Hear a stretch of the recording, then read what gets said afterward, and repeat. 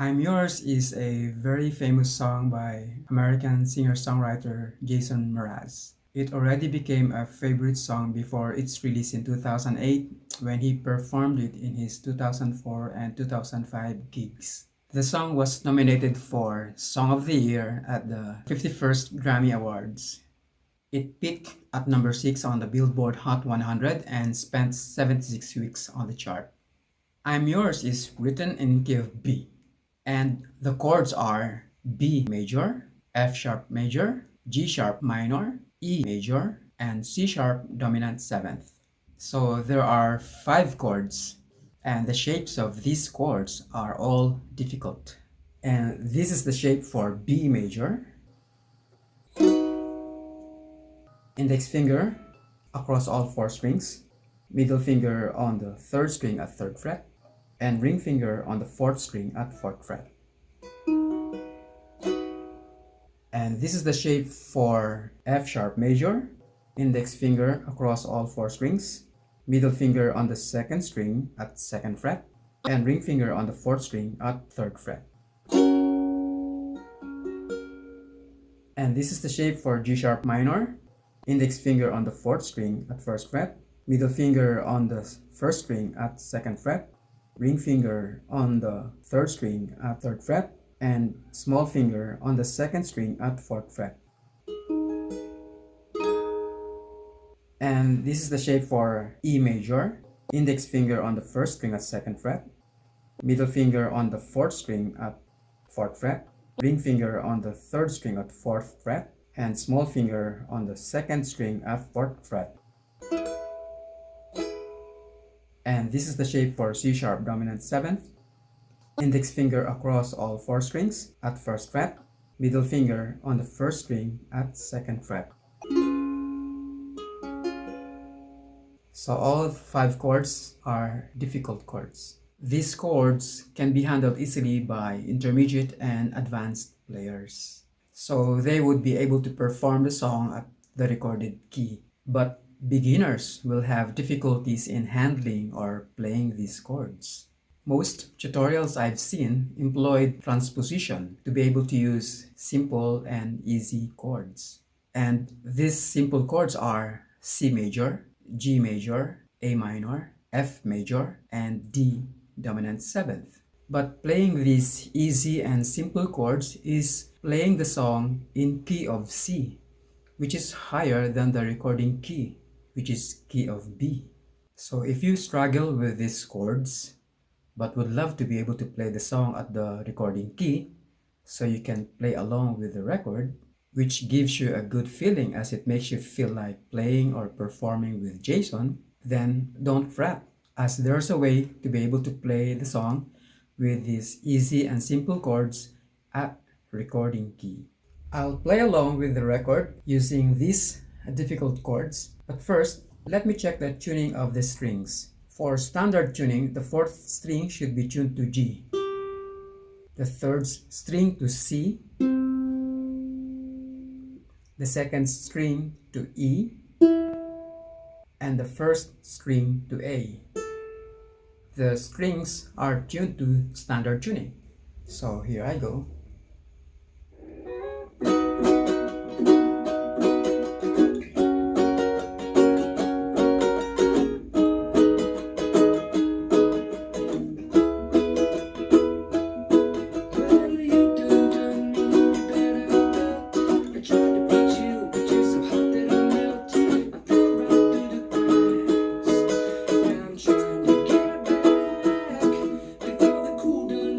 There, the sound of my playing matches that of the recording.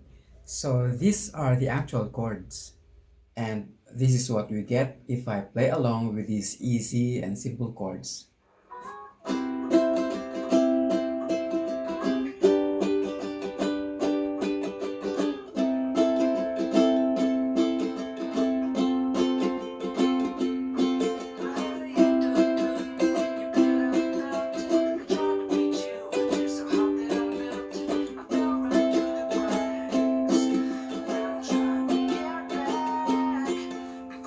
Clearly, it doesn't match with the record. The sound from a ukulele sounds a bit higher. Well, it should be, because this set of chords C, G, A minor, and F are actually a half step higher than their counterpart chords of B, F sharp, G sharp minor, and E major. And here's my performance of the song at the recording key using the easy, simple chord shapes.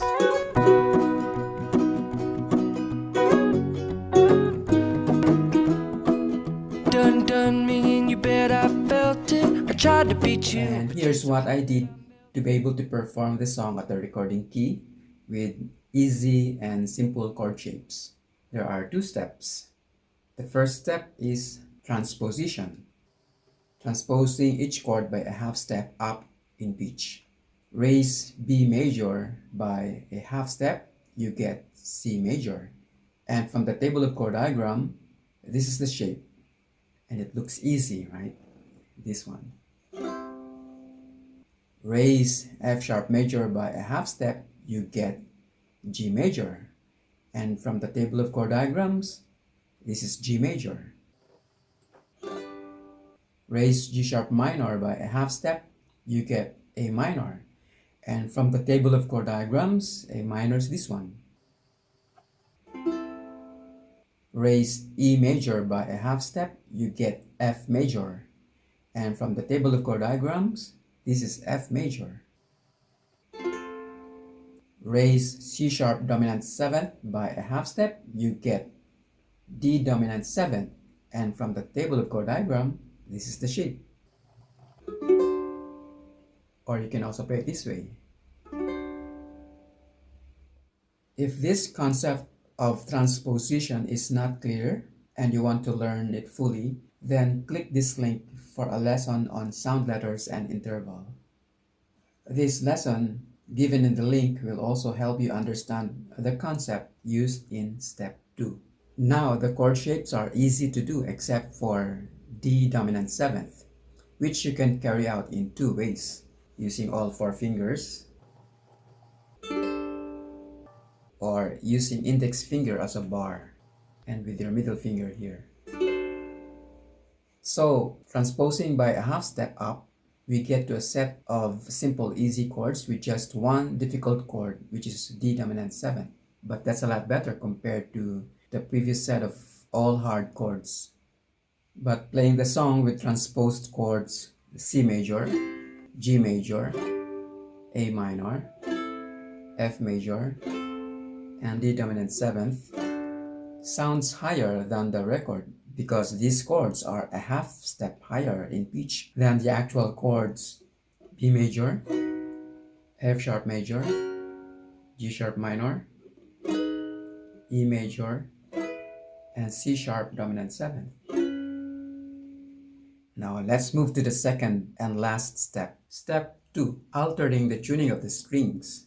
The set of easy and simple chords are in key of C, and the song is written in key of B. The difference in pitch between these two keys is a half step. Now to be able to take advantage of the easy and simple shapes, all we have to do is bring down the tuning of each of these strings by a half step. Before we alter the tuning, let's discuss first standard tuning. The strings are numbered. This is 1, 2, 3, and 4. The fourth string is tuned to G, third string to C, second string to E, and first string to A. Now let's alter the tuning of each string by a half step. Let's begin with the first string. The first string is tuned to A. Half step lower from A is G sharp or A flat.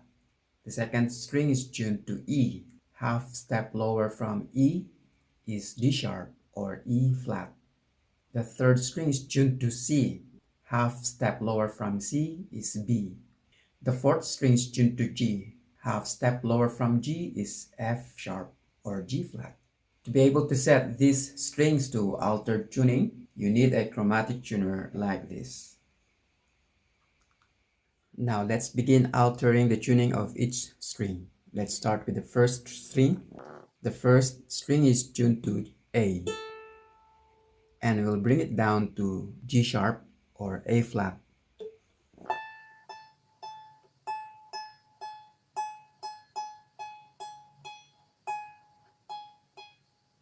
So now it's tuned to G sharp or A flat. Next is the second string. The second string is tuned to E. We'll bring it down to D sharp or E flat.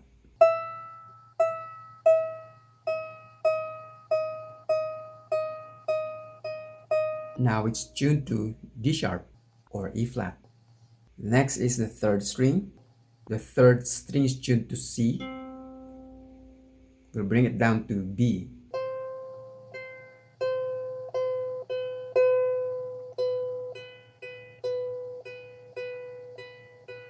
Now it's tuned to B. And lastly, the fourth string. The fourth string is tuned to G. We'll bring it down to F sharp or G flat.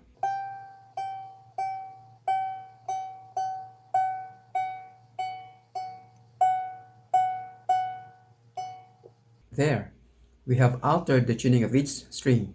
The fourth string now becomes F sharp or G flat. The third string, B. The second string, D sharp or E flat. And the first string, G sharp or A flat. Now with altered tuning, these simple and easy chord shapes would give the sound of the actual chords and would let you play along with the record. The shape of C major chord on this altered tuning is actually the sound of B major. And the shape of G major chord on this altered tuning is actually the sound of F sharp major. The shape of A minor chord on this altered tuning is actually the sound of G sharp minor. The shape of F major chord on this altered tuning is actually the sound of E major. And lastly, the shape of D dominant 7 on this altered tuning is actually the sound of C sharp dominant 7. Now let's discuss the strumming pattern that we can apply, shown here. As you can see, the first stroke is a downstroke right at count 1. The sound produced by that stroke lasts for 1 beat only, as it is followed by another stroke at count 2. So that stroke right at count 1 is a quarter note strum. Then the second stroke is at count 2 and is another downstroke. And the sound produced by that downstroke lasts for half a beat only, as it is followed by another stroke between counts 2 and 3. So that downstroke right at count 2 is an 8-note strum. And then the third stroke is an upstroke that happens between counts 2 and 3. The sound produced by that lasts for 1 beat, and that upstroke is a quarter note strum. Then the fourth stroke is another upstroke that happens between counts 3 and 4. And the sound produced by that lasts for half a beat only. So it is an 8-note strum. And the last stroke, or the fifth stroke, happens right at count 4. And the sound produced by that lasts for 1 beat. So it's a quarter note strum. The strumming pattern is a series of down, down, up, down within one measure. The rhythmic pattern is a series of quarter note, 8 note, quarter note, 8 note, quarter note within one measure. This pattern that I'm suggesting is not a basic rhythmic pattern. If you want to know more about rhythms, it's a good idea to have a clear and full understanding of the basic rhythmic patterns. Click this link for that lesson. To accomplish the pattern that I'm suggesting, you have to do 8-note counting. And let's discuss 8-note counting. The song is written in 4/4, so there are 4 beats in each measure. So you count up to 4. 1, 2, 3, 4, 1, 2, 3, 4. Beat counts are where you clap with your hands, 1, 2, 3, 4, or tap with your foot, 1, 2, 3, 4. When listening to a song, when you tap on every beat, 1, 2, 3, 4, that is quarter note, and you do quarter note counting. But the pattern that I'm suggesting has an 8-note stroke, and you would notice there are strokes that happen between beat counts. There's an upstroke between counts 2 and 3, and another upstroke between counts 3 and 4. But the upstroke between counts 2 and 3 is actually a quarter note stroke, but the one between counts 3 and 4 is an 8-note strum. So we have to do 8-note counting, and to accomplish 8-note counting, we'll be using a character or letter to position that stroke between beat counts. That's why at the pattern, you see a letter N between counts 1 and 2, another N between counts 2 and 3, another N between counts 3 and 4, and another N between counts 4, going to the next measure or the next one. So at the same tempo, quarter note counting is this. 1, 2, 3, 4, 1, 2, 3, 4. But 8-note counting is this way. 1 and 2 and 3 and 4 and 1 and 2 and 3 and 4. My counting is 8-note counting, but the clapping is actually a quarter note. So if I'm going to do a clapping on 8-note rhythm, it's going to be like this. 1 and 2 and 3 and 4 and 1 and 2 and 3 and 4 and.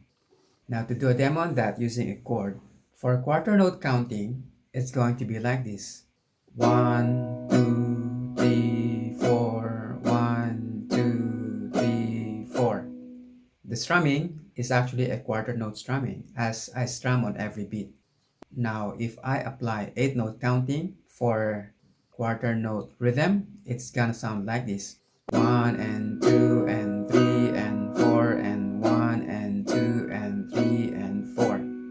I do 8-note counting, but the strumming happens on every beat counts only. So the strumming is actually a quarter note, but my counting is an 8-note counting. But if I'm going to strum for 8-note rhythm, it's gonna be like this. 1 and 2 and 3 and 4 and 1 and 2 and 3 and 4 and. So for 8-note counting, aside from a stroke on every beat, you also have strokes between beat counts. And that will happen each time you say the letter N.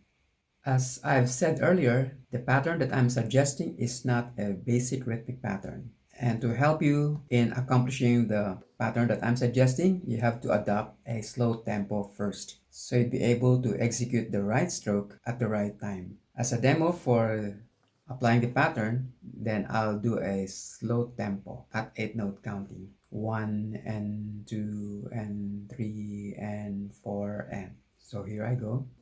1 and 2 and 3 and 4 and 1 and 2 and 3 and 4 and 1 and 2 and 3 and 4 and. When your right hand has become familiar to the motion of the pattern,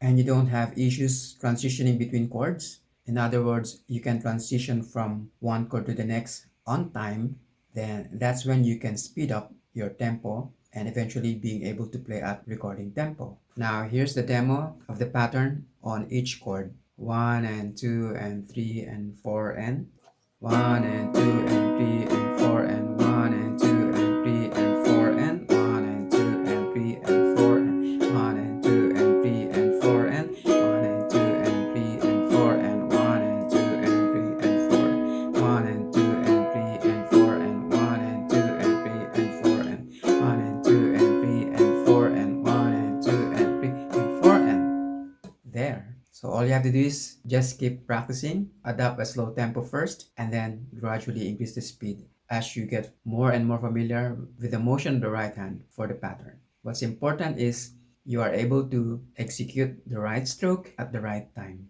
Now let's discuss the playing time of each chord for the whole song. Let's do it by parts of the song. Most part of the song is played with the same sequence of chords, and that is C major, followed by G major, and then A minor, and then F major. You see that sequence a lot for the whole song, and that sequence is what we call the chord progression for the whole song. But there are some places where there's a change in the order of the chords. So now let's discuss the playing time of each chord, and let's begin with the intro.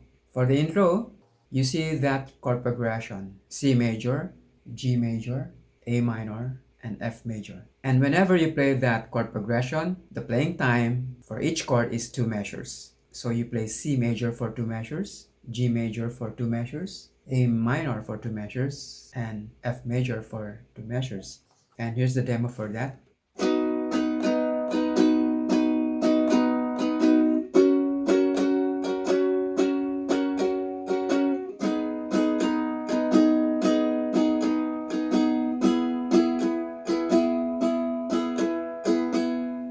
There, I've just played each of those chords for 2 measures.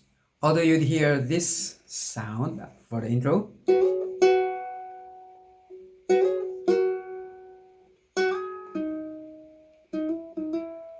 Now that's another thing, and this will be covered in another lesson. Now for verse 1, as you can see, you have the same sequence of chords. So you have 2 measures for C major, 2 measures for G major, 2 measures for A minor, and 2 measures for F major. So here's the demo for verse 1. Well, you done me and you bet I felt it. I tried to be chill, but you're so hot that I melted.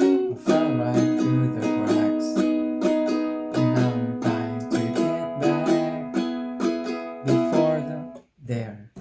For verse 2, you'll see 2 rounds of the pattern, and here it goes. Before the cooldown run out, I'll be giving it my bestest. Nothing's gonna stop me but divine intervention.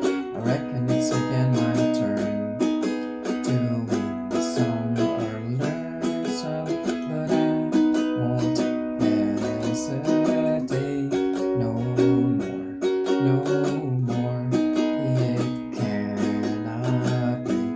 I'm yours.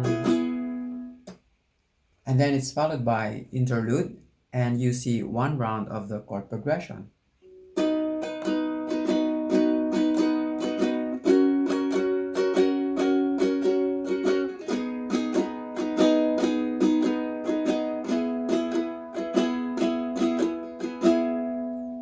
And along that line, you'll hear this playing.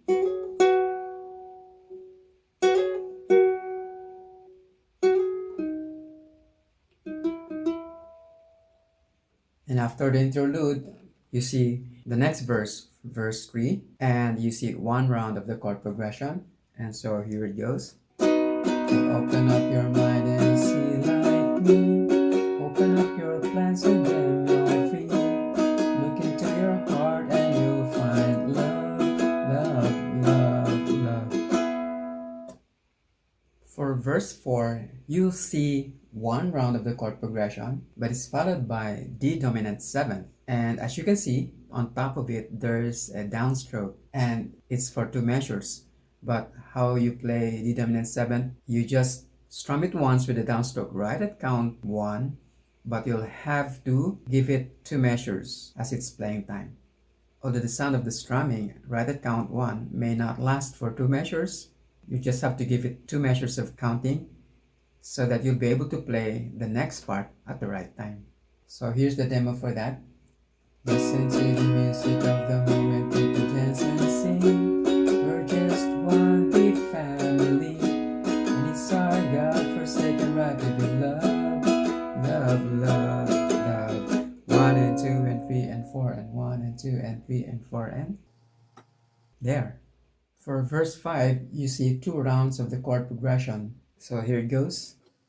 I won't hesitate no more, no more. It cannot wait. I'm sure there's no need to complicate. Our time is short. This is our fate. I'm yours. For verse 6, you see a different sequence of chords. You see C major, G major, A minor, G major, F major, and D dominant 7th.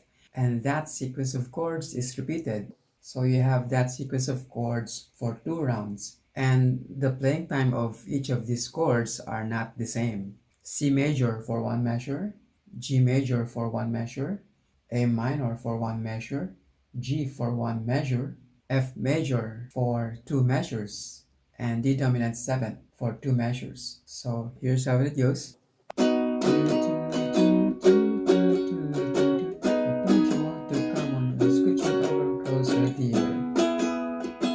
And now I'll nibble your ear.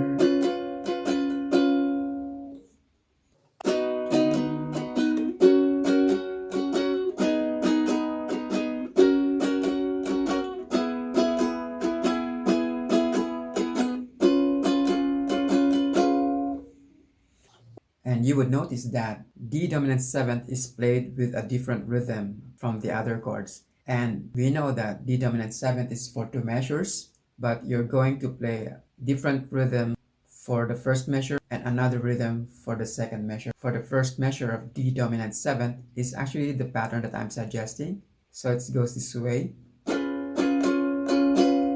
But on its second measure, it's a whole note strum. And that means you're going to do your downstroke right at count 1 and keep it ringing for the rest of the measure. So for 2 measures at a slower tempo, it's like this. 1 and 2 and 3 and 4 and 1 and 2 and 3 and 4 and 1. So that's how you're going to play D dominant 7th. For verse 7, you see 1 round of the chord progression. So here how it goes. Way too long checking my time in the mirror and bending over backwards just to try to see it clear, but my red fog up the glass. So I do in your face and I laugh. For verse 8, you see 2 rounds of the chord progression. On the first round, you apply the pattern that I'm suggesting, but on the second round, it's just 1 stroke on each chord. It's like this. 1 and 2 and 3 and 4 and 1 and 2 and 3 and 4 and 1 and 2 and 3 and 4 and 1 and 2 and 3 and 4 and 1 and 2 and 3 and 4 and 1 and 2 and 3 and 4 and 1 and 2 and 3 and 4 and 1 and 2 and 3 and 4 and. So to demo, here's how it goes. Guess what I'll just say, Mr. Incubator, reason to rid yourself of vanity and just get rid of seasons. It's what we aim to do. Our aim is our virtue, so I won't hesitate no more, no more. It cannot wait. I'm yours. There. Verse 9, you see 1 round of the chord progression, and so here how it goes. Open up your mind and see like me. Open up your plans and then you're free. Look into your heart and find that the sky is yours. So, and for the last verse, verse 10, you see 1 round of the chord progression, and it's followed by D dominant 7. So here's how it goes.